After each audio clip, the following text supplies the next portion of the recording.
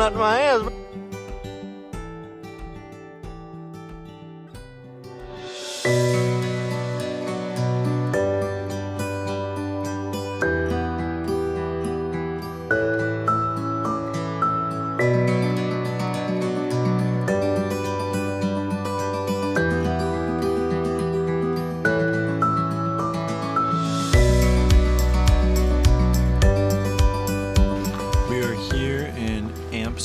Park, and that hosts the Rijkermolen, which is basically just a giant windmill. But wow, who knew this park would be this pretty? This is probably the coolest park I've ever been to in my life. There are cows and looks like mini horses, a ton of green grass, some tulips coming up for spring, and then a giant windmill. This is a crazy looking park. A ton of water too. Wow, we got really lucky with the day. I'm so happy to walk around here.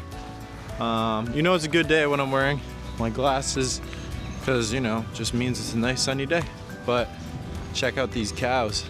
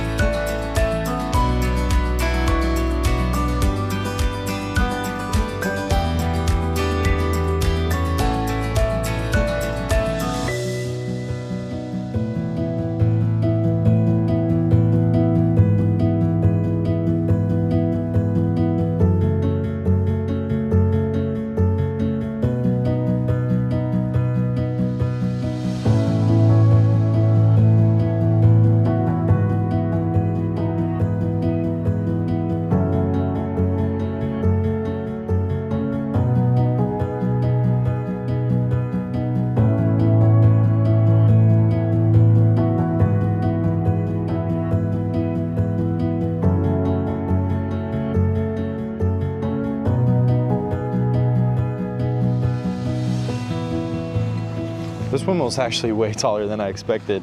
But again, behind me is the Rijkermolen windmill here in Vondelpark. And these historic windmills may just be looking like they were meant to be a tourist attraction or just something to look really pretty amongst valleys of greenery and animals, but they actually serve a really big purpose here in the Netherlands to stop flooding. Much of the Netherlands is actually below sea level, so these windmills were essentially for keeping the land dry. They use wind power to turn the 4 large blades, which spin gears connected to a pump, usually an Archimedes screw. This pump lifts the water from the low-lying areas called polders and pushes it into nearby rivers or canals, preventing flooding. Today, modern pumps do most of the work, but historic windmills like the Rijkermolen remain symbols of Dutch innovation in managing water.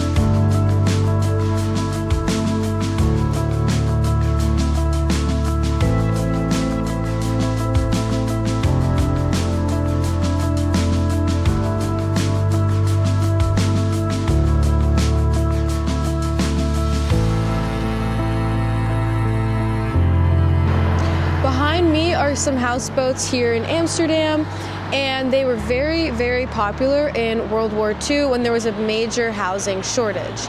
Most of the people started transforming their old cargo ships into homes because it's affordable and very practical during the time. So there are two different houseboats that you can see here. First one over there, which is a wooden ship, which is a traditional boat that was converted into a home with an authentic ship-like feel. And then there is a woonark, which is on the other side, which is a houseboat that's built on floating concrete platforms. So it's just basically like a house, but on water and apartment sized. And these aren't just cozy little cabins. These houses have Wi-Fi, electricity, they should have their own plumbing and running water, which is always a plus when you're living on water. You want to have fresh running water into your house. Now, these houses aren't cheap whatsoever, so don't think that just because you're living on the water that it's going to be cheap whatsoever. You need a special permit to have your house in these waters, and it is a very long waiting list, so you have to be prepared for that.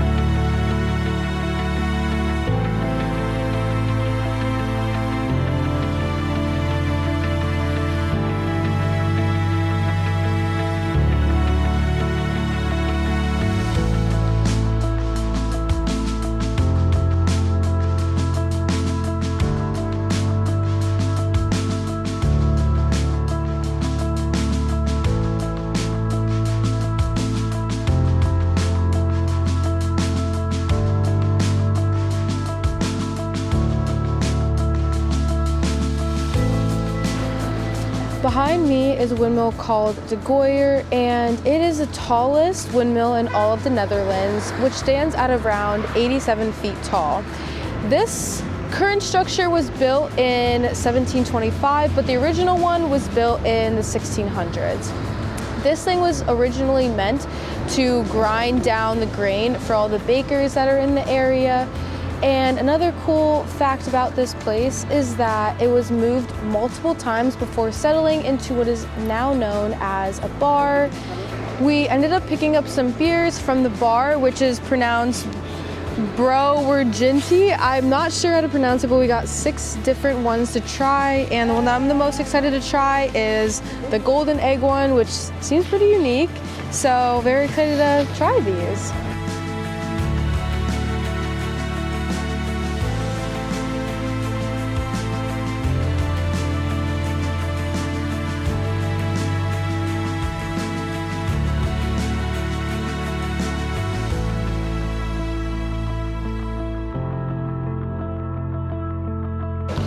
Last day in Amsterdam. Today has definitely been the worst weather-wise. It's been pouring all day, and if you notice, I have a gray hat on. Finally happened. Someone stole something from me in the hostels. This time we were using the chests that you put under your bed, and obviously like they have holes, so I guess somebody must have like reached in and just stole my beanie, my Colorado beanie that I've been wearing in like every video, and then also my tan face mask. I mean, so annoying. And we've also spent like 3 hours just looking for them, but we've just come to the conclusion that someone just stole it, so just got a new hat. Pretty upset about it, but it's the last day in Amsterdam. Just a quick recap. Day 1, we got here I think 4 p.m. kind of, and it was just kind of like red light district, exploring the city center. Day 2, kind of just walked around. It was pretty rainy that day, and we visited some little museums, and we played some mini golf, and just really made sure we explored everything in the city center. Oh yeah, also we did a walking tour that day. That was the Anne Frank walking tour in the morning. And then day 3, that was our sunny day. We rented the bikes, biked around, visited all the parks. Probably one of my favorite days on the whole trip. Just so nice. The parks in Amsterdam really makes me feel like this is the best place to live. Probably not in the city center, but on the outskirts, just all the greenery. It seems like the northern countries of Europe are just so like happy and beautiful. The weather is not really helping while describing beautiful right now, but yeah, really cool country. And today we will be visiting the Van Gogh Museum and seeing how far the day takes us with this horrible weather, but we'll try our best.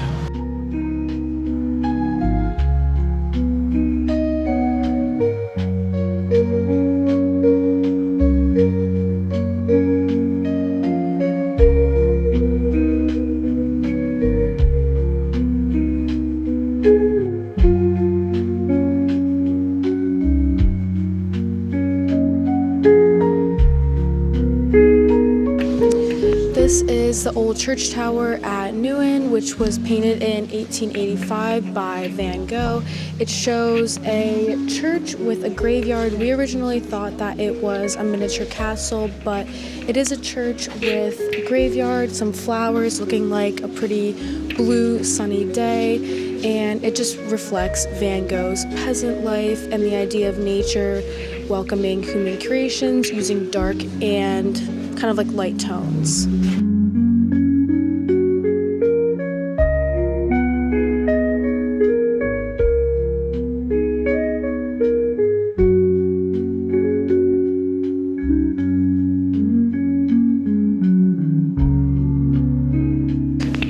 Behind me is another artist, which might have been the inspiration for Van Gogh's The Potato Eaters, and he mostly uses a darker tone, which you can probably see represents a lot of his peasant work, which was made in the earlier years in the Netherlands.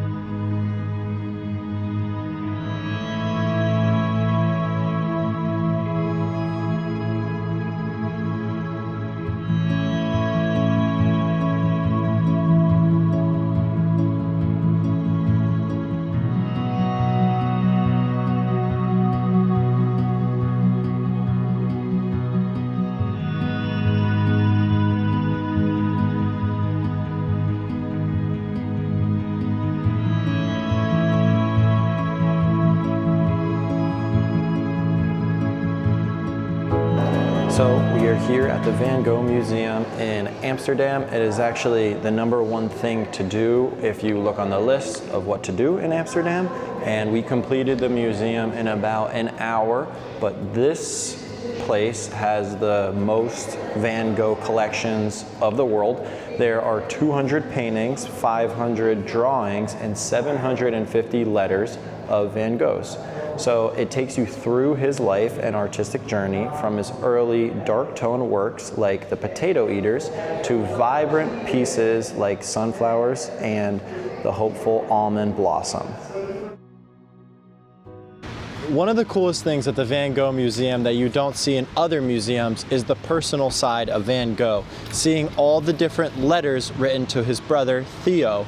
Now, when you see some things in the Van Gogh museums, you'll notice the name Joe, J-O, and that's actually Theo's wife, Joanne, and she was the one who came to claim all of Van Gogh's painting at a later period.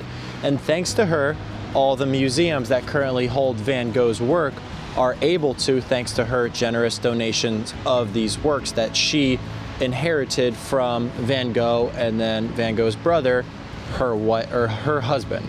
So the museum itself is very beautiful with sleek architecture and interactive exhibits that bring Van Gogh's techniques to life. Plus, they regularly feature special expeditions, not today, but showing how his work influenced modern art.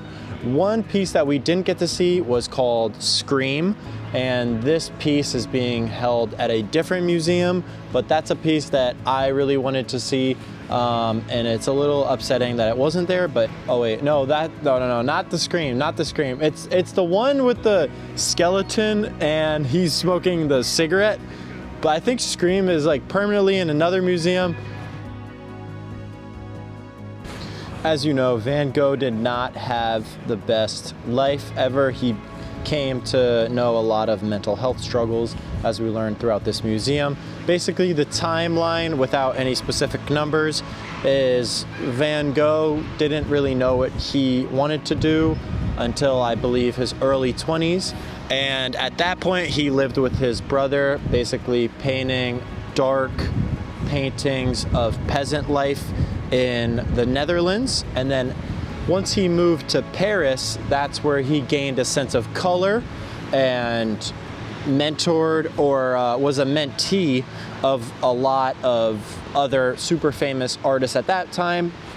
And the main thing about Van Gogh, as most of you probably know, is just his vibrant and extravagant use of the colors. So you will see, you know, a red to a blue, rather than other artists will kind of like fade the sky, how you see it now. But he used a lot of drastic differences in the colors, and he obviously had the super definitive line work, how there was just all these different like strokes everywhere pointing you to what direction you should be looking at and what direction, you know, maybe the water was flowing or the face was looking one way, all that coming here, but the background was down. So it helped your eyes kind of realize what the painting's main subject was supposed you to look at, if that makes sense. But I actually believe it was the last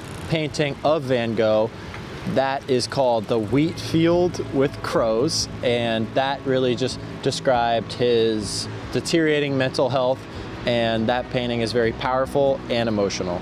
Babe, stop! I'm not.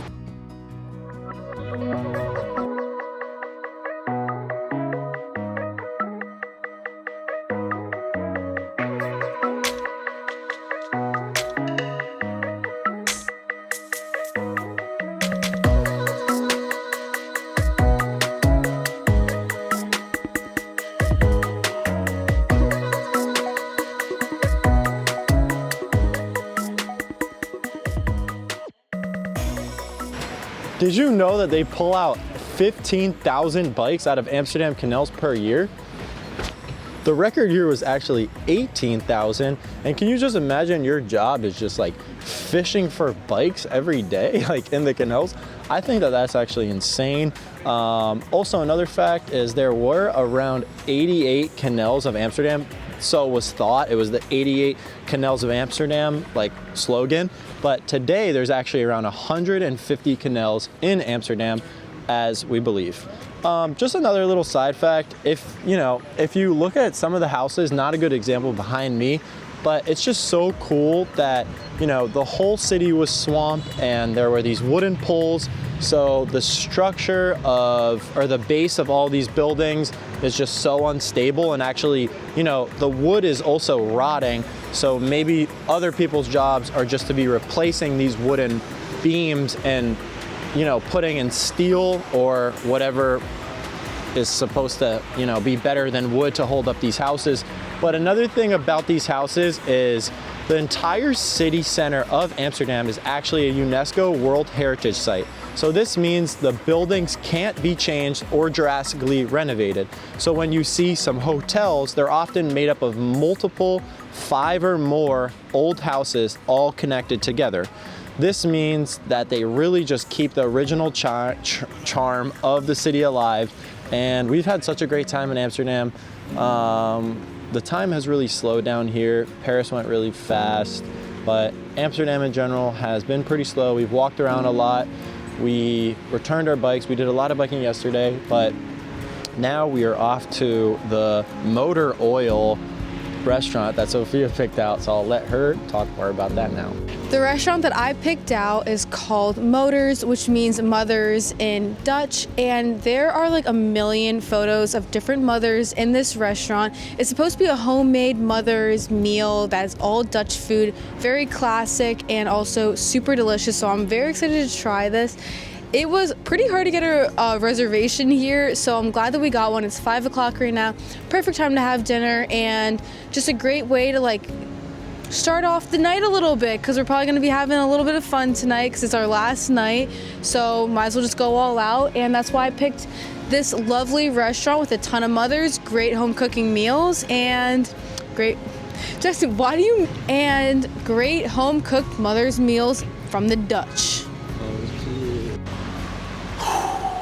My stomach is beyond full.